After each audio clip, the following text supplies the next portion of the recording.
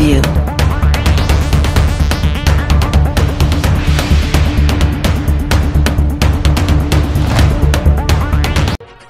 Hello friends, I hope आप सब अच्छे होंगे। गुरुकुल शिक्षा में आपका स्वागत है।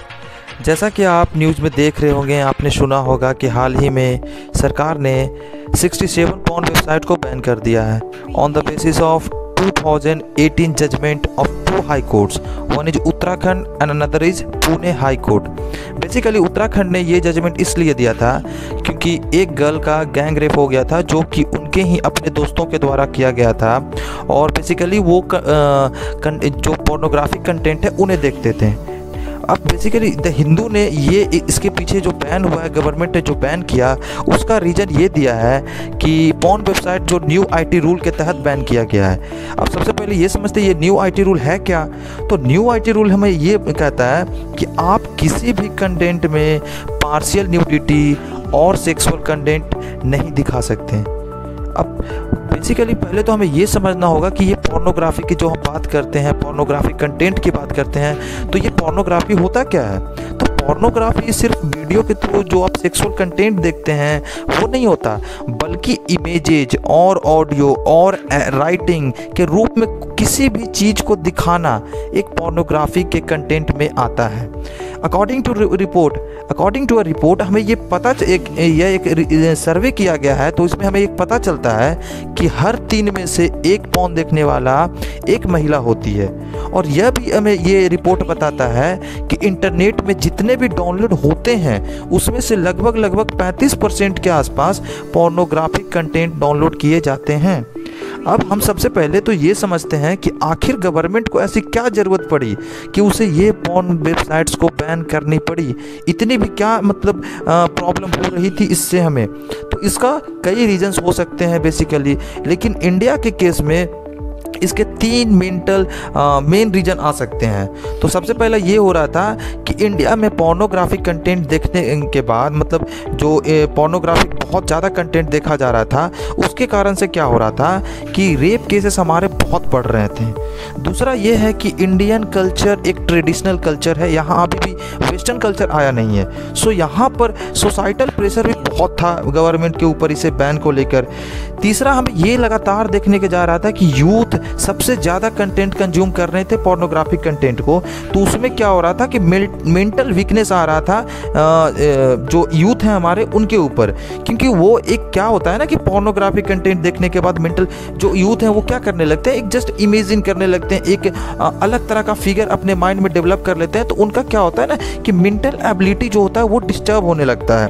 तो बेसिकली इसके कारण क्या हुआ ना कि पोर्नोग्राफी कंटेंट ज़्यादा होने के कारण गवर्नमेंट ने कुछ स्टेप भी लिए हैं। उसमें से प्रोस्टिट्यूशन जो ट्रैफिकिंग था, जो पोर्नोग्राफिक कंटेंट के द्वारा काफ़ी ज़्यादा बढ़ रहे थे, तो उसको लेकर गवर्नमेंट ने क्या किया कि एक तरफ तो पॉर्न वेबसाइट जो होते हैं उन्हें बैन कर दिया गया, और दूसरी तरफ जो प्रोस्टिट्यूशन था उसे सुप्रीम कोर्ट द्वारा एज अ प्रोफेशन उसे लेजिटिमाइज कर दिया गया, ताकि क्या हो कि नंबर ऑफ जो रेप केसेस है वो कम हो सकें। अब सबसे पहले तो समझते हैं कि क्या सच में पॉर्न आपके लिए इतना ज़्यादा बुरा है। तो इसको लेकर देखिए आपकी अपनी समझदारी होनी चाहिए। लेकिन जो रिसर्च ये बताते हैं, एक रिसर्च किया गया था Indian society of andrology and sexual medicine, उनके तहत एक रिसर्च किया गया जिसमें 14 साल से लेकर 20 साल तक 28,000 बच्चों को एक्सेसिव अमाउंट में पोर्नोग्राफिक कंटेंट दिखाया गया। उसका रिजल्ट यह निकल के आया कि उनमें इराइटल डिसइंफेक्शन का प्रॉब्लम को देखा गया। तो उसमें उस साथ ही साथ क्या देखा गया कि उनमें स्पर्म काउंट डिक्रीज होता पाया गया। तो ये आपके ऊपर है, बट ये रिसर्च ये बताते हैं कि हमारे जो एक इंडिविजुअल के रूप में क्या होता है कि एक्सेस पॉर्न जब आप कंज्यूम करते हो तो उससे क्या होता है ना कि आपका कॉन्फिडेंस लेवल लगातार गिरता हुआ चला जाता है। सो अब क्वेश्चन यह उठता है कि क्या वेबसाइट बैन करने से हमारे प्रॉब्लम सॉल्व हो जाएंगे, या गवर्नमेंट जिस इंसेंटिव से ये बैन किया है क्या सच में वो प्रॉब्लम सॉल्व हो जाएगा। तो इंडिया के पास कोई रिकॉर्ड नहीं है कि इंडियन पॉर्न वेबसाइट कितने हैं, उनका क्या रिकॉर्ड है, कुछ भी रिकॉर्ड नहीं है। तो ये अगर बैन भी करती है तो कोई भी व्यक्ति दूसरे डोमेन से, दूसरे वेबसाइट से या फिर VPN का यूज करके वो आसानी से यूज कर सकता है। अब मेरे ओपिनियन के हिसाब से तो ये एस्पेक्ट में काम हो सकता है। मतलब अगर गवर्नमेंट अगर चाहे तो ये बैन करना कोई एक सॉल्यूशन नहीं है। मैं मानता हूँ कि गवर्नमेंट लेवल पर भी और पर्सनल लेवल पर भी बहुत सारे काम हो सकते हैं जिनके द्वारा ये जो पोर्नोग्राफिक कंटेंट जो कंजम्पशन है उसे कम किया जा सकता है। तो सबसे पहले गवर्नमेंट लेवल में तो ये हो सकता है कि गवर्नमेंट को सेक्स एजुकेशन पे काफ़ी ज़्यादा फोकस करना चाहिए, क्योंकि सेक्स एजुकेशन हमारे इंडिया में एक ऐसा टॉपिक है जिस पे कोई बात करना ही नहीं चाहता। तो सबसे बड़ा दिक्कत तो ये है, तो गवर्नमेंट को उस पर फोकस करना चाहिए कि स्कूल लेवल पे, कॉलेजेस लेवल पे हमें इसके बारे में ज़्यादा से ज़्यादा सेक्स एजुकेशन के बारे में बच्चों को समझाना होगा, इनके बारे में बताना होगा। दूसरा ये कर सकता है कि पब्लिक अवेयरनेस प्रोग्राम चलाने होंगे जिसमें पेरेंट्स को, चाइल्ड को, टीचर्स को, ये सब के रिलेशन को एक ऐसा रिलेशन बनाया जाए जिसके बारे में ये डिस्कशन किया जा सके इन सब बातों का।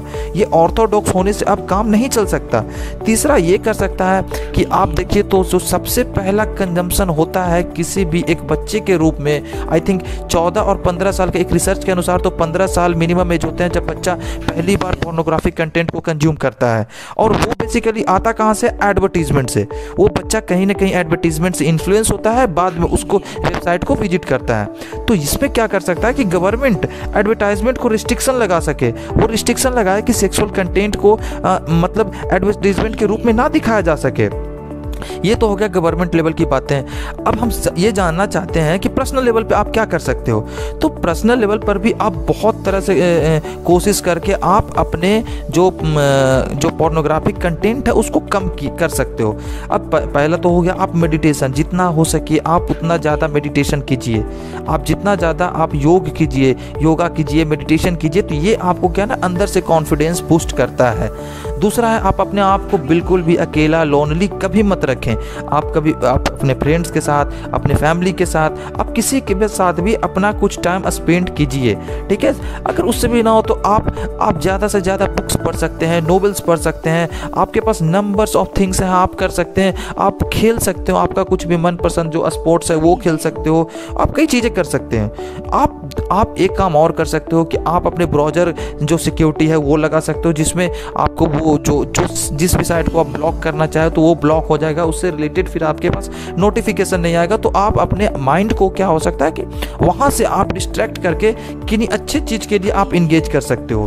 तो अब मेन बात उठ के आती है कि इतना करने के बाद भी मैं आपसे एक ही क्वेश्चन पूछना चाहूँगा, क्या पॉर्न को पूरी तरह से बैन करना क्या सॉल्यूशन है, या फिर गवर्नमेंट इसे रेगुलेट करके, जैसा कि आप फॉरेन में देखते हो कि फॉरेन में गवर्नमेंट रेगुलेशन होता है, वहाँ लीगल है, तो क्या गवर्नमेंट इंडिया में रेगुलेट करके इसे एक बेटर ऑप्शन हो सकता है? तो ये आप बता सकते हो, ये आप कमेंट में प्लीज़ हमें बताइए।